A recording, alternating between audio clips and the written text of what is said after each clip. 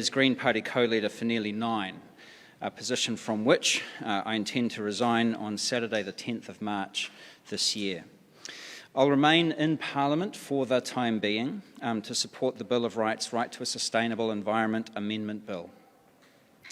In my maiden speech nearly a decade ago, I said that I wanted to advance nature's rights laws in Aotearoa, and I do want to take the opportunity of having had my members' bill drawn from the ballot to do that.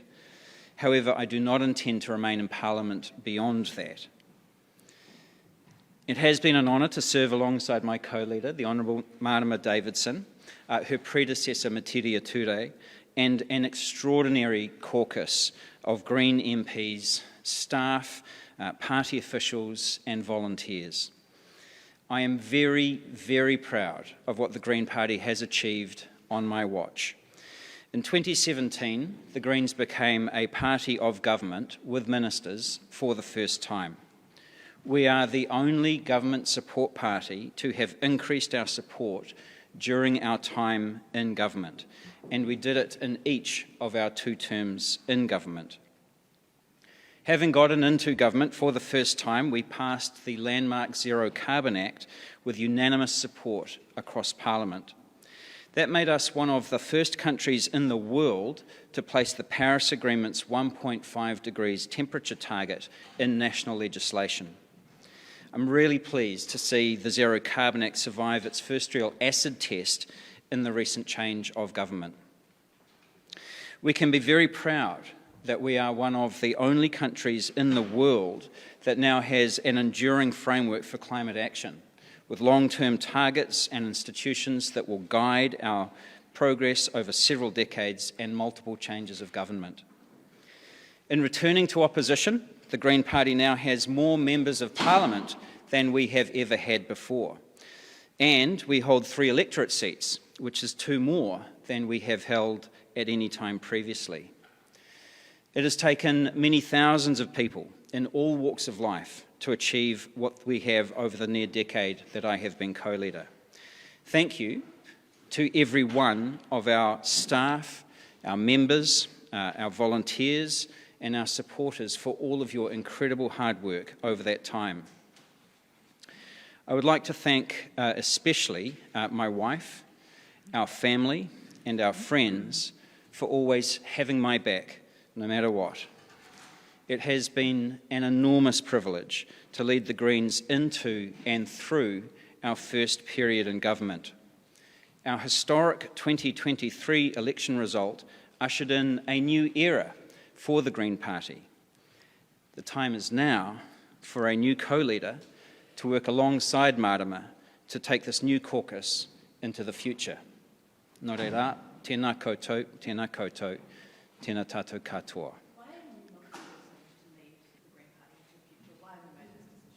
Well, I have served almost 9 years as co-leader of the Greens. That's about the average if you look back over previous co-leaders of the Green Party. It is a long time to be in that role. And I'm very proud, like I said, of the achievements that we have had in the time that I have held that role. We are very much a new caucus now, moving into opposition again for the first time in 6 years, and I feel the time is right for a new co-leader to stand alongside Marama. Sorry, I'll just... What are the attributes that a new co-leader needs, and will you be putting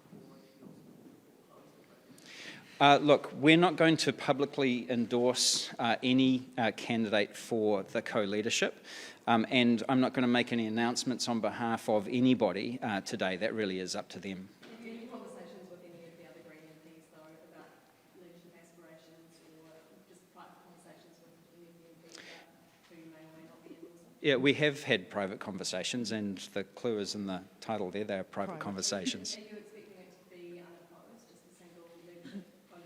I couldn't tell you. Sorry, let me just come... Could you run us through the criteria of how somebody becomes a co-leader? I understand the Green has certain set criteria, can't just be anyone. So any member of the Green Party can put themselves forward to be a co-leader of the Green Party. Under our rules, at least one of our co-leaders needs to be Māori, and at least one of them needs to be female. Beyond that, it really is up to the candidates to put their best foot forward and to convince the membership that they are the right person to act in that role. So let me just finish this. Your next career steps, have you looked beyond what you're doing outside that sustainability bill, outside this place? What are you going to be doing? Look, I haven't made any decisions. The key criteria for me is the ability to continue to make an impact in climate and nature, and that is really the kind of lead criteria that I'll be making my decision on. Any regrets over the last decade here in Parliament, and also you've talked in the past publicly about some of the difficulties in government with some of your governing partners. Are there any, what was down as one of the hardest things that you've had to do? Oh, Tova, of course there are always regrets, right? You know, and I don't kind of keep a list of those things. I think there is always work undone, and that's probably the greatest source. But you know, if I felt that you know, I could still continue to make a big difference on climate and nature, and to kind of do some of those things, then I, you know, wouldn't necessarily be standing down. I guess I'm standing down because I feel that my time here and my work here is complete, and I'm really satisfied with it. You faced a number of leadership challenges from within the party over the years, with the ability to now reflect. Was that difficult? Oh yes, you know, but I would say that all of that challenge made me better at my job in the long run. You spoke about in terms of Tony's Sport, is it her time to step up now? Like I said, Mikey, we are not going to be endorsing any nominee for the co-leadership, and it really is up to anybody who wants to put themselves forward to make those announcements themselves. That is up to them. Sorry, Friday. How have you been mulling this over, and were there any key sort of events or incidents or conversations that helped you make your mind up? Well, the key one was the election. So, you know, like I said, when I first stood for the co-leadership back in early 2015, what I committed to was taking the Greens into government and then safely out the other side. Now, we did have a conversation amongst MPs towards the end of last year. We had an MP retreat in November sometime, and there was quite a strong call for us to stay in place. And of course, with so many new MPs, you know, we wanted to make sure that we were sort of settled as a caucus, and so I sort of felt a duty to assist us through that process. But ultimately, for me, you know, my job has been about taking us into government, doing a good job of it while we were there, and then, like I said, taking us safely at the other side.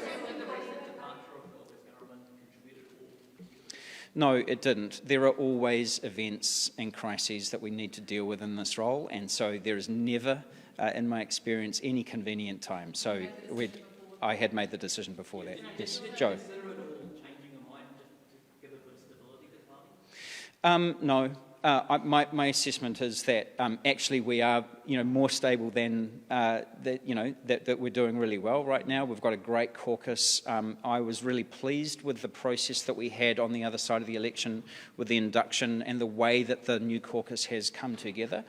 So I'm very confident about the state that we're in. Joe.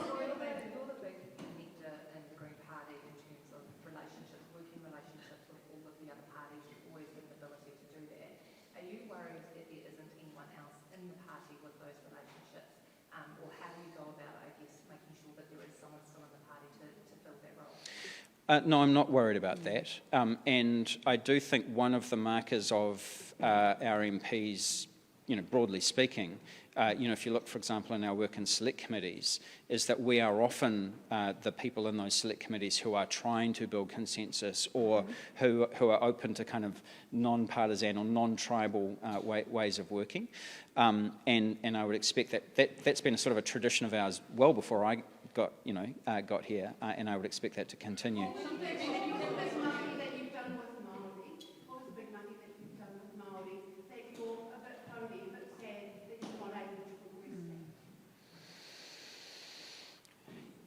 One of the privileges of this job for me, given that I, with the schooling that I had and then my time out of the country, is that I didn't have a particularly deep relationship with Te Ao Māori really before I came into Parliament. And so it has been a real learning journey for me over the course of the last decade, and a great privilege, one I don't think that I would have gotten if I hadn't had this job. As I said to Tova, there's always so much work that's undone. But one of the most significant things that I am a little anxious about is the National Policy Statement on Indigenous Biodiversity, where I did a lot of work with Māori and Māori interests to try and represent the kind of Indigenous worldview in an RMA instrument, which doesn't easily sit. And we got to about as good a place, which is kind of dissatisfactory to everyone in equal measure. We got to a pretty good place with that.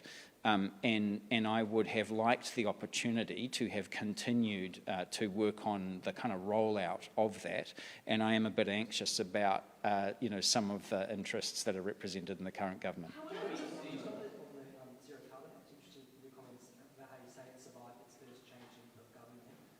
Where does that sit in terms of your pride?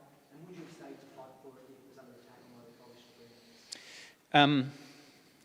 Well, let me answer the second part of that first, which is that's a very difficult hypothetical to kind of work with. I am proud that we have retained that, and I'm particularly pleased that it was one of the bottom lines that Christopher Luxon took into his coalition negotiations, is that framework was untouchable, in his view and in the National Party's view, and that's unusual in this government.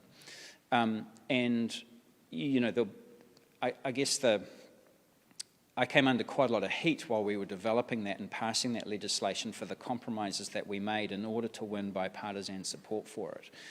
And the argument that I made at the time, and which I think has borne out, is that, it did have major compromise in it. There are a number of things I was not happy with in that legislation, some of which has kind of come to pass in reality in the years since.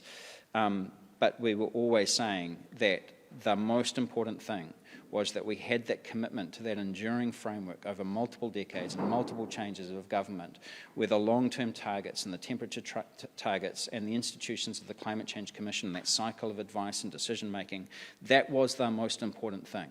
And then you can argue the detail on kind of how to get there, what the EV subsidies should be, or whether EVs should pay RUC, or all of that kind of stuff is kind of the detail of how you get there. But the overall framework seems to be holding up, and I'm proud of that. I'm also, we are one of the few countries in the world now which is, I think can demonstrate that sort of track record, and the world needs more of those kinds of stories, frankly.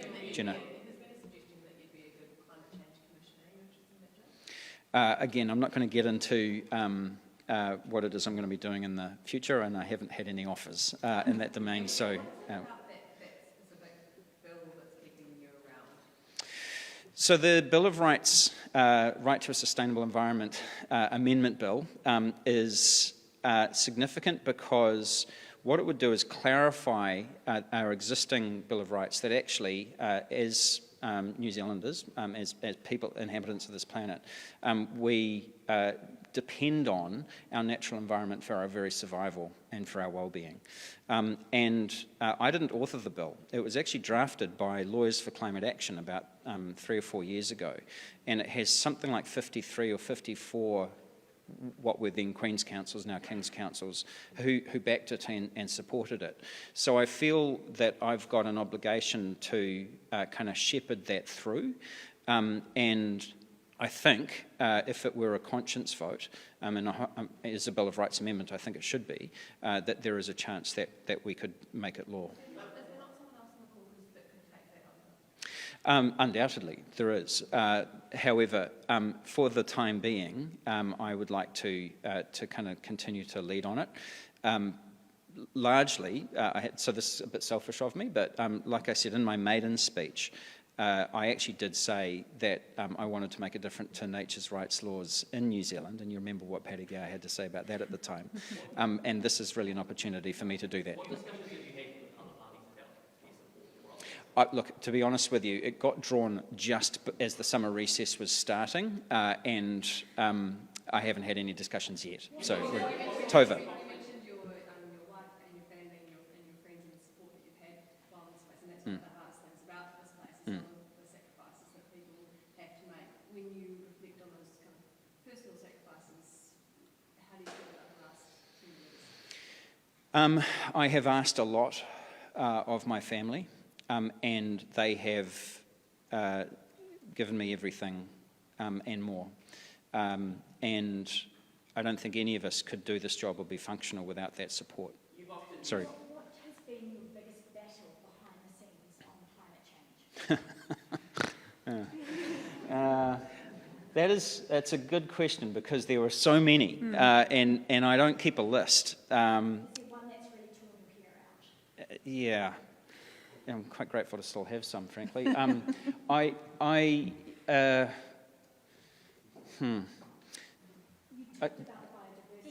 Yeah, that was. Oh, there'll be a chapter written about that one day. The National Policy Statement on Indigenous Biodiversity, of course, is not primarily in the role of Climate Change Minister, although the biodiversity crisis and the climate crisis are inextricably intertwined. And that was very, very hard. It took 30 years and 3 major attempts to get that over the line. And it was a hell of a fight. Yeah. Has anything ever pushed you close to resignation in this place before? Have you ever thought about resigning before? I answered a question in the House about this, and what I said then was every single day. Every single day. And every single day, up until recently, the question was the same, which is that the work is too important to walk away. The climate crisis is getting worse, not better. The biodiversity crisis, continues to, atrophy the environment that we depend upon. And so it has always been, regardless of any self-doubt or criticism or events beyond our control or anything like that, that is the work that keeps us going. And yep. You've often been sort of touted as the centrist linchpin within the Green Party. Is there a concern that once you're gone, it's going to lurch further to the left? Marama, perhaps you want to chime in? Can I get in ahead of that? So one of the things that we often joke about is the extent to which we're typecast in kind of those sort of caricatures, and I think that is just a function of politics.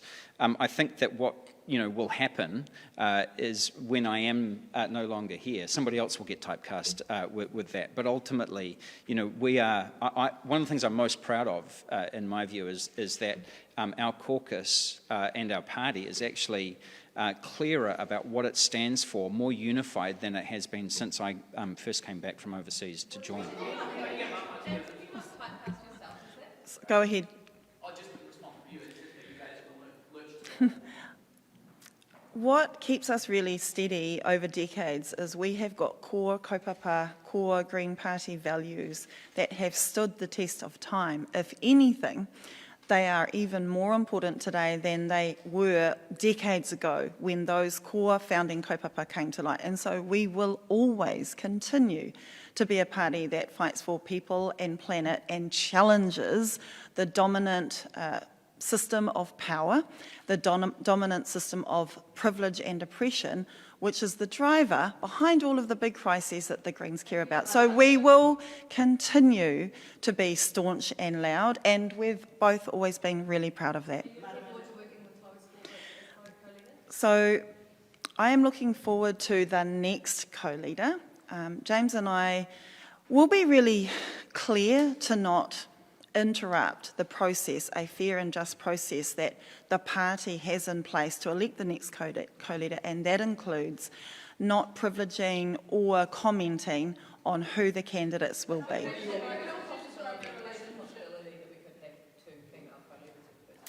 That is within the rules, yes. Thomas? One of the reasons is after the election, but what are your plans regarding, I'm here. I am enthused by the biggest caucus that we've ever had, and I'm carrying on. Sorry, that wasn't it. Can we just pick up on that? Can you commit to standing as the co-leader at the next election? I have learnt that I take things day by day, and right now I am here and committed, and that's what I can. Not a decision, just no decision made. When did James tell you that he was going to move on, and did you try and convince him? I have known for longer than all of you, obviously. I've known for some time because we're owed that with each other. And I have been working with him closely for 6 years as a co-leader. So I was sad, as would be expected when you go through so many ups and downs together. That is a way of working together that not many team leaders ever get. So I was sad. I've had time to get over my own grief, and it's a change. So change can often be hard. And with the election, with this incredible new caucus, I am excited that we've done this before. The Greens have done changes of co-leaders before, and he's given blood.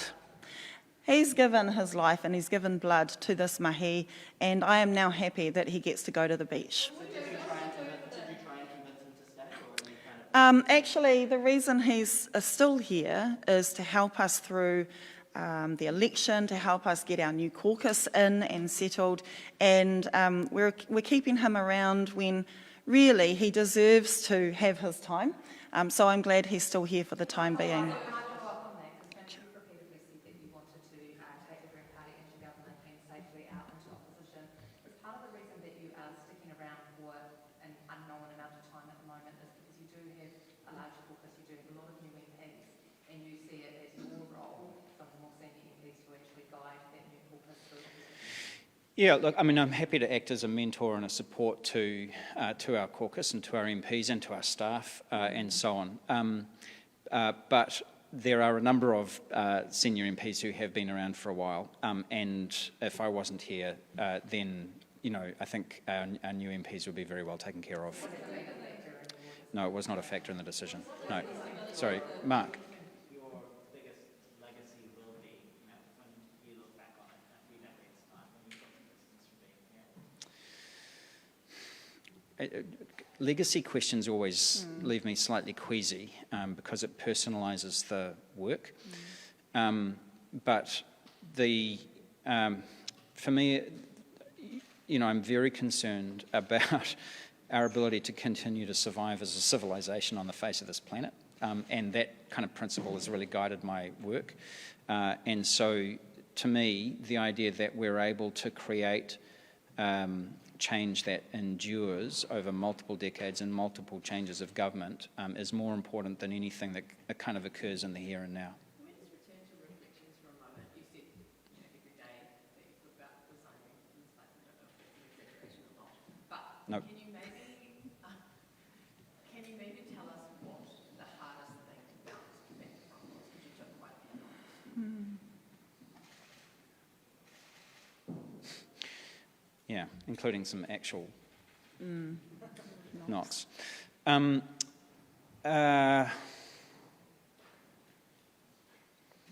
haven't really, you know, I don't know if this means that I come across as not a particularly reflective person, but I haven't, you know, I don't kind of dwell on the knocks really. There have probably been half a dozen incidences over the course of my time here where, you know, that kind of balance of, you know, being able to do good work and make a difference versus the kind of cost of that came pretty close. But, you know, it never swung in that direction. Right. To that point, how difficult has it been for you to strike that balance between idealism and pragmatism when you're doing this job? I don't see those things as two things that you weigh against each other. I think that and this is a very personal view, is that pragmatism is how you deliver idealism. You know, is that we've actually got to engage with the world as it is, and you know, the Greens, for many, many decades have talked about building consensus, and that means building consensus with people who fundamentally disagree with you, not just with people who already agree with you. And so I've kind of taken that principle to heart in all of my work and sought to try and engage with the stickiness and with the problem as it is, and not try to pretend or fool myself that it is any other way than it is. And so, I know that many people will pass judgment and say I got that balance wrong in one way or the other at any one time. I probably did. But I sort of see those two things as the same thing. Sorry, let me... Did you talk to any other MPs who may have left recently about the process of leaving? Like, did you talk to them about potentially? Well, I'll honour the question by saying yes, but I'm not going to divulge any private conversations that I've had. Sorry, let me just finish this. Your leadership as the Green Party, how did you come into the Green Party as leader? Like, what sort of Green Party did you rise to leader, and what are you leading now? Like what sort of leader were you? Yeah, I'm probably not the person to answer that answer that question. Look, one of the things that some of the questions have been a bit like this, saying that sort of suggests that I might be somehow unhappy with the kind of direction or the shape of the caucus and so on. You've got to remember that who we are now all occurred on my watch, and I'm not saying that I am the cause of anything or everything that kind of happened, because ultimately this is a team sport and it involves thousands of people, not just the MPs, but our staff, our volunteers, party people and so on, who have been able to kind of shape who we are today. But ultimately, I would say that we are a professional and stable force who actually did a pretty good job of the time that we had in government. Do you think how hard is it for you standing up here right now? You're talking about why you didn't quit every day because of work. Like, how difficult for you is this right now? It's pretty easy, to tell you the truth. Sorry, let me come to Mikey. Well, I know you guys have been running a sweepstakes, and I'd be curious to know who won, but it didn't come as a huge shock to most people because we've been talking about it for a while, so it was more a matter of when rather than if, and so again, without divulging a private conversation in caucus, the air was one of kind of acceptance, and I'm very grateful for some of the things that people said. What did you say to those voters who looked to you to be the kind of moderate one, the kind of centrist one, and are now wondering, is the Green Party ready for me? Look, the Green Party is here for everyone, right? And we had record numbers of voters support us in the last election, and we've always been larger than any one individual or any one co-leader. And so the work that we are doing and have done, that will continue on into the future. We will be the party that prioritises fighting the climate crisis. In terms of those voters who looked to you to be the kind of middle, the centre, in terms of on the political spectrum, Yeah. Not too far left, but actually they look to you as the kind of centre leader. It's bigger than, I would just say to them, it's bigger than me. We value their support. I'm very flattered that, there will be people who did centre their support on me, but we're still here for you. What does it do for the stability of the party that one co-leader is standing down and the other co-leader can't commit to leading the party into the next election? Well, like I said, I think that we are more stable, and more unified than most of the time that I've been involved. And the fact, I completely disagree with that assessment, Tova. Like I said, I think that we are clearer about what we stand for, and than we have, in pretty much the whole time that I've been here. And I'm very proud to have been in the role for that shift. And my sense of the caucus is that it's in terrific shape, and actually now is probably the best time for me to stand down and to hand over to a new co-leader. To your earlier answer as well, you said that you have had some private conversations with members of your leadership aspirations. Does that mean in private that you have endorsed somebody? No. When you said the election result was kind of a catalyst for you thinking about the future, how much was the knowledge that that was not a consideration. Yeah, it honestly wasn't. No, I mean, we're having a change of government. Like I said, I considered that my job here and my time here was to take the Greens into government, to do a good job of it, and then to take us safely out the other side. And my assessment was, once that job was complete, it was time for someone else to take up the role. When you said earlier about the roadblocks along the way, that New Zealand Press was one of those unnamed examples. But not exclusively. You miss Winston Peters? Yes. On the part of members as you've gone into government and out the other side. As the members consider voting on the next direction for the party, what is your message to them about, what's just happened and where you think the best direction is for them to go forward? Not about candidates, just about, philosophy. Sure. Well, I mean, I'll kind of have those conversations with members when they ask. I guess the one thing that I would say, having not thought about it too much, is that when we let our members make decisions, they tend to make very sensible, well-considered decisions. I would just say, look at the factors that created our success over the course of the last decade, and consider how we can, build for the coming decade. They also tried to roll you a couple of times. Was Yeah. it a sensible decision?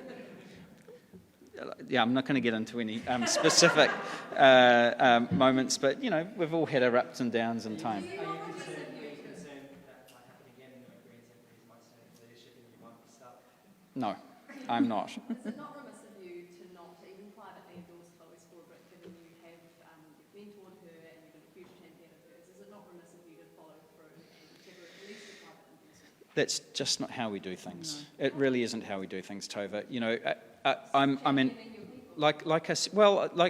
am championing my people, all of them, and it will depend on who chooses to who puts their name forward, right? So it is a pretty strict rule that we have applied over the course of the whole time in my experience, which is that we don't take a public position on any nominations, even regardless of what we might privately think.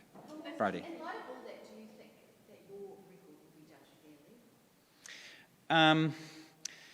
fairly? This is a bit of, that's kind of a legacy question, right? So, some will judge it what I would think of fairly and some will judge it unfairly. For me, that's not the most important thing. The most important thing is, are our greenhouse gas emissions coming down? Are we continuing to protect our wild places and our wildernesses and our wildlife? That to me is the criteria. You've said that you want to keep championing the climate and nature. Do you see yourself doing that in New Zealand or internationally? Both. Yeah. So that's a possibility, but like I said, I haven't made any decisions about kind of anything, and I'm going to be here for a little while longer. So I don't want to kind of make any public statements that nail my colours to a mast without actually getting to that point. Take that bill into progress. Just wondering how long you think you'll still be around. Will it be months or years? Oh, it'll be months. Yeah, it'll be months. But it kind of depends on what happens, right? So, my fate is going to be determined by Parliament, a bit like the bill itself. That depends on a number of factors, and it could be. But the point is that I just don't know. We had the bill drawn. I haven't managed to engage in any conversations yet with other parties or other members of Parliament about it. So I just cannot speculate on what it's going to look like. And you're just hanging around till you get nailed down using the bills and expenses. No. Is there any chance that we could see Tiano and Chloe Swarbrick leading the Greens into the next election? That's probably a question for you, madam. That will all depend on the decisions that I have to make and decisions that other MPs have to make, and no decisions have been made. That sounds quite distinctly like there could be a second change of leadership within the Green Party. We could see Tiano, Tuioro and Chloe Swarbrick leading the Greens in the 2024 next election. No decisions have been made, and when they are, you'll find out. Will you